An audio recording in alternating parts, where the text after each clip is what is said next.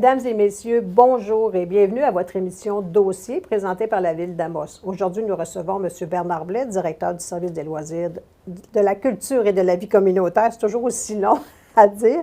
Bienvenue, M. Blais. Comment allez-vous?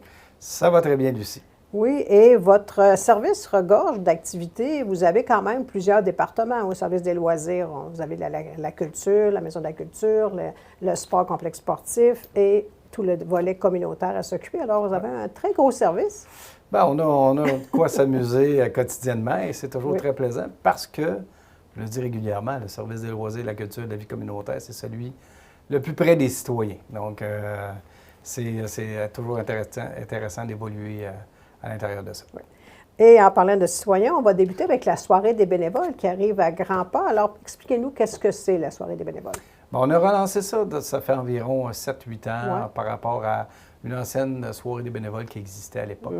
Et ce qu'on souhaite faire, qui fait partie aussi de la planification stratégique de la Ville d'Amos, c'est reconnaître l'importance et l'engagement des bénévoles annuellement et dans leur travail quotidien auprès des organismes, auprès des jeunes du milieu, des moins jeunes du milieu. Donc, cette soirée-là est comme une soirée pour les féliciter, leur donner une tape dans le dos, pour leur dire merci de leur contribution et surtout travailler à consolider ce bénévolat qui devient de plus en plus rare. Hein. Les études le montrent qu'il y a de moins en moins de gens qui sont engagés au niveau du bénévolat et ceux qui sont engagés, bien, commencent à tirer de la langue, je m'excuse le mauvais mot. Mais bref, ce qu'on veut, c'est justement reconnaître la contribution de ces gens-là pour notre communauté. Et c'est reconnu que l'apport des bénévoles dans une communauté est fort importante. Sinon, il y a beaucoup de services qui n'existeraient pas s'ils n'étaient pas là. Inestimable, hein? Parce qu'on a fait l'invitation il y a 3 semaines à nos organismes. De façon que ça fonctionne, c'est on envoie au pilier ou au président de l'organisme l'invitation qu'on lui demande d'envoyer à chacun de ses bénévoles pour confirmer la présence de ces gens-là à la soirée du 16 novembre. Hein. Il faut se rappeler que c'est mardi le 16 novembre, la soirée des bénévoles. Et actuellement, le dénombrement du nombre d'organismes est assez impressionnant. Donc, on a compté 100 organismes bénévoles sur le territoire de la Ville qui contribuent au niveau communautaire, au niveau sportif, au niveau culturel, au mieux-être des citoyens, à l'organisation de leurs activités ou à des services spécifiques.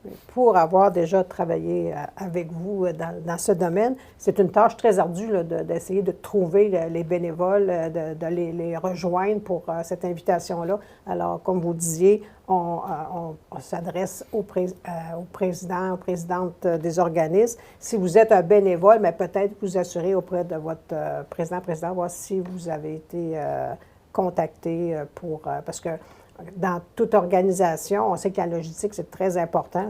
C'est que si on n'a pas le nombre de personnes exact, bien, ça peut arriver qu'il manque un petit peu de bouffe pour les gens. Donc, c'est très important de confirmer. Avant quelle date il faut qu'ils confirment? Bien, on souhaite recevoir des confirmations avant le 4 novembre, c'est-à-dire jeudi. Et suivant ça, ce que vous dites est très important. Hein. Ça prend toute l'organisation logistique. Actuellement, avec les normes sanitaires, il y a des restrictions sur le nombre de personnes parce que ça se passe au Théâtre des Escales. On va prendre le contrôle vaccinal et selon les capacités d'accueil du théâtre, bien, faut jongler à comment on va gérer l'horaire et comment on va recevoir notre monde. Parce que c'est vraiment important de le faire. Puis en plus, bien, ce qu'on souhaite, nous autres, c'est, comme je vous le disais tantôt, donner une tape dans le dos à ces gens-là. Donc, il faut préparer des cadeaux, il faut préparer des certificats cadeaux, il faut s'assurer des tirages, il faut avoir les noms pour les tirages, parce que quelqu'un qui arrive et qui dit « Ah, bien, je ne suis pas inscrit sur la liste, pourquoi je ne suis pas inscrit sur la liste? » Mais si tu es arrivé le soir de l'événement, difficile pour nous autres de déjà t'inscrire sur la liste pour participer à nos différents tirages. Oui, donc, la logistique de ça, comme avec les organisations bénévoles, c'est vraiment important de connaître qui viendra et qui viendra participer. D'autant plus que cette année, on a raffiné un peu notre offre. On a demandé aux gens de nous dire depuis combien de temps ils œuvrent comme bénévoles dans les différentes organisations, peu importe les organisations. Et on va souligner ça de manière un petit peu spéciale. Je sais qu'à chaque année, ça rapporte un vif succès et les gens sont très heureux. Donc, sinon, mais ils peuvent toujours communiquer avec vous s'il y a un problème quelconque ou besoin d'informations au service des loisirs. Et comme vous le disiez dans ce point-là, c'est que, oui, on est en période encore de COVID et il y a des consignes sanitaires pour tous nos équipements. Donc, au théâtre, les gens vont entrer, vont être obligés, la distanciation va être là, le port du masque, puis le contrôle du passeport vaccinal aussi. Tout ça. Donc, si vous avez des billets pour le théâtre, on vous invite à arriver plus tôt pour les spectacles, parce que quand il y a beaucoup de gens, on peut travailler maintenant salle pleine. Hein? Donc, la distanciation n'est plus obligatoire, sauf que le port du masque l'est à l'intérieur quand on assiste au spectacle. Donc, si on arrive à la porte 15 minutes avant le spectacle puis qu'il y a une file d'attente pour le contrôle du passeport, c'est difficile pour notre groupe, notre personnel de partir le spectacle à l'heure prévue. Donc, actuellement, la tendance, c'est de partir le spectacle 5, des fois même 10 minutes plus tard que l'heure de début. Fait que si vous arrivez plus tôt, ça nous permet de partir le spectacle à l'heure convenue. Et que les gens aient déjà tout en main, parce que ça prend une carte d'identité aussi. Donc, carte d'identité, passeport. Si tout est prêt, ça va encore plus rapide. Ça va plus vite. Puis Mathieu Larochelle et son équipe de bénévoles à l'accueil font un travail très important. Il y a suffisamment de points de contrôle pour être capable de passer du monde rapidement. OK. Et ce n'est pas le seul point où on a besoin de passeport vaccinal. Au complexe sportif aussi, on a ouvert récemment la coursive. Oui. C'est un bon point parce que un des services les plus impactés par la COVID, comme on l'a dit tantôt, le service direct aux citoyens, c'est le service des loisirs et dans tout le volet culture et vie communautaire. Donc, la coursive qui est un endroit très prisé par notre monde, nos citoyens. Et actuellement, avec les températures qui s'en viennent, les gens ont plus de crainte de marcher sur le trottoir. Donc, c'est important d'ouvrir la coursive. Et on le fait, donc elle est ouverte de 6h30 le matin jusqu'à 15h l'après-midi, du lundi au vendredi, parce que la fin de semaine, c'est fermé, étant donné qu'il y a beaucoup d'activités au niveau du hockey mineur et du patinage artistique. Donc, les gens doivent arriver à prendre... on a utilisé le code de rester restaurant pour nous permettre d'avoir une traçabilité des 30 derniers jours si jamais il y avait une éclosion. Donc, sur les panneaux, vous mettez votre code QR, il est enregistré à quelque part, vous pouvez faire votre activité physique et c'est important de souligner que, malheureusement, la coursive étant un endroit de circulation pour le complexe sportif, les gens doivent garder leur masque dans la pratique de l'activité physique. Et ils ne doivent être que 25 personnes maximum, toujours dans le respect des consignes sanitaires. Donc ça, c'est la coursive. Après ça, il y a plein d'autres déclinaisons d'activités. Pour le patinage libre, on se rappelle qu'on vient d'ouvrir le patinage parent-enfant de la semaine. Donc, on vous demande de passer auprès de Sylvie Pelletier au niveau de la vérification du code. Et ensuite, on a un maximum de 25 personnes sur la patinoire. Donc, une fois sur la patinoire, vous pouvez enlever votre masque. Mais tout le long du cheminement, dans la prise de contrôle du passeport et dans le fait que vous lancez vos patins, bien, à ce moment-là, vous devez conserver le masque, puisque dans les vestiaires, vous devez le faire. Est-ce que c'est toujours pour les 13 ans et plus? Oui, toujours 13 ans et plus. Donc, 13 ans et moins, pas besoin de masque ni de passeport. Exact. OK. Est-ce qu'on a... La bibliothèque fait exception? Oui, la bibliothèque fait exception. Tout ce qui est volet plus expo, la Maison de la culture, effectivement, est comme considérée à part. Donc, la bibliothèque, tu n'as pas nécessairement besoin du masque. Là. Et du passeport vaccinal? Du passeport vaccinal non plus. OK. Mais le masque est obligé à l'intérieur. Oui, dans les aides de circulation. Mais quand tu es assis à ta table au niveau des études ou de la recherche, tu n'as pas besoin du masque. OK. Est-ce qu'il y avait d'autres services qu'on pouvait parler ou ça faisait pas mal le tour? En fait, il y a des trucs qui s'en viennent, des modifications qui seront annoncées prochainement. Oui, effectivement. Au niveau de la pratique des sports extérieurs notamment, puis tout ça. Fait qu'on se dirige lentement mais sûrement vers des ouvertures plus grandes sur des contrôles moins restrictifs sur la pratique de l'activité physique et de la culture et des activités communautaires. OK. Alors, ça nous amène d'ailleurs à la fermeture de certains équipements là, qui ferment là, pour l'hiver. Oui. Bien, évidemment, vous comprenez qu'on est dans une période de transition. Donc, ce matin, un petit peu de neige, de la gelée sur la chaussée. On a eu un automne tellement agréable pour faire des sports extérieurs. Tout à fait. Donc, l'ouverture de la coursive n'est pas désintéressée dans ce concept-là. Sauf que par rapport au skatepark, bien là, évidemment, c'est moins facile, c'est pas inutilisable. Sauf qu'avec la glace et tout ça, moins praticable, plus dangereux. Fait qu'on demande peut-être de moins utiliser le skatepark. Le deck hockey, on est dans une période de transition. Les terrains de balle sont fermés. Donc, les principes de fertilisation sur les espaces verts, sur les terrains de soccer et tout ça est fait. Donc, on est en période de dormance, si vous voulez, pour la préparation de l'hiver. Puis, on demande aux gens de ne pas utiliser nos terrains, justement, parce que quand on fait les traitements en conséquence et tout ça, pour permettre, justement, de revigorer nos infrastructures, c'est intéressant de ne pas les utiliser. Évidemment, le camping est fermé, la plage est fermée, donc on demande aux gens de ne pas utiliser ces espaces-là non plus. Et tout ça fait en sorte qu'on va culbuter dans une nouvelle saison avec la planification des patinoires extérieures, puis des activités extérieures au niveau des glissades à l'agora naturelle, etc., etc. Mais il y a aussi le parc Lyon, le sentier du parc Lyon qui est fort intéressant, qui est accessible à l'année, oui, où beaucoup de gens vont prendre des marches ou courir. En tout cas, l'utilisation est fort impressionnante.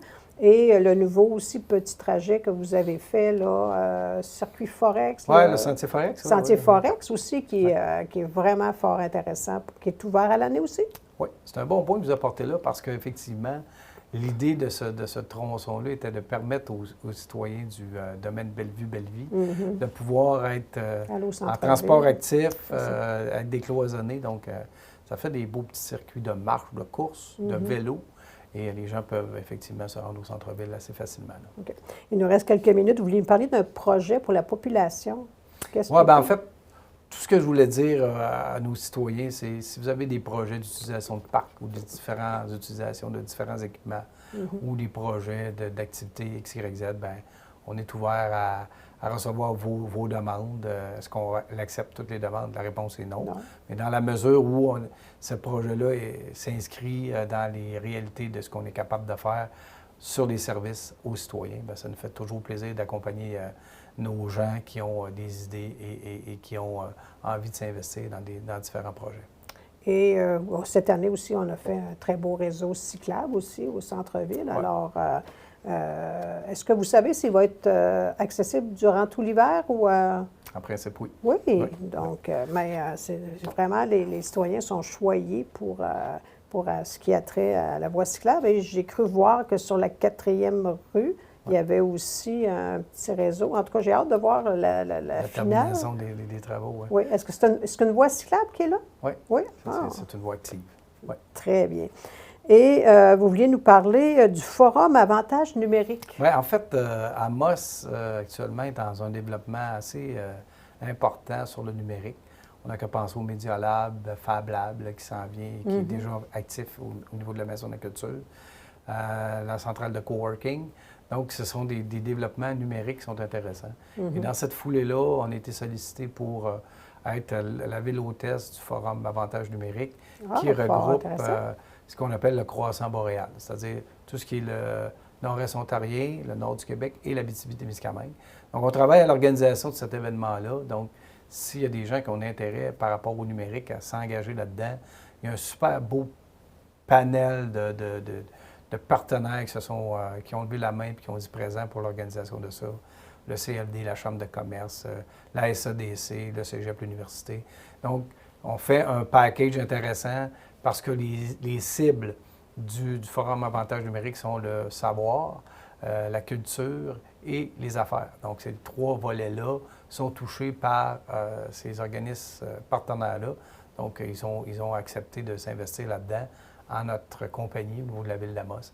Donc, on chemine à l'organisation. C'est prévu pour quand, ça? Le mois d'avril 2022. OK. Et le choix est en fait parce qu'on veut recevoir des gens en présence. Donc, on veut que les gens de partout autour de ces secteurs-là participent à cet événement-là. Et les échanges qui vont en découler vont être... Ils vont être positifs pour nous. On fait découvrir nos trucs, nos équipements, mais en plus, c'est très constructif sur la suite parce que ça foisonne. Le numérique étant en plein essor, en plein développement, ça permet de justement s'échanger et de trouver des solutions à des problèmes qui sont de plus en plus criants au niveau de ces Est-ce qu'on peut déjà retrouver de l'information à ce niveau-là? Pas vraiment. On n'a pas encore développé là-dessus, mais ça s'en vient. Donc, au mois d'avril, 7, 8, 9 avril, ça se déroule à Amos. Parfait. Donc, si les gens veulent de l'information sur tout ce que vous venez de parler, il y a toujours le site web de la Ville d'Amos où l'horaire des activités est là, ou appeler à la Ville. On va être heureux de pouvoir répondre aux citoyens. Ce qui est urgent actuellement, c'est vraiment la réponse par rapport à la soirée des bénévoles, Oui. où on a eu l'année passée en présentiel, en virtuel, 600 personnes qui ont participé. Oh, wow! Inscription en virtuel. Cette année, on espère en présence recevoir beaucoup de personnes. Et on est prêt à recevoir beaucoup de personnes. Donc, il ne suffit qu'à cogner à la porte, appeler à l'Hôtel de Ville, Louise Magny, qui est responsable de la gestion des inscriptions. Et à ce moment-là, on va nous faire bien plaisir de vous voir. Là. On a bien hâte d'avoir le résumé de cette soirée-là. Alors, merci d'avoir été avec nous. On vous souhaite de très belles activités et on se donne rendez-vous à une prochaine. Oui. Merci beaucoup et bon retour. Au revoir.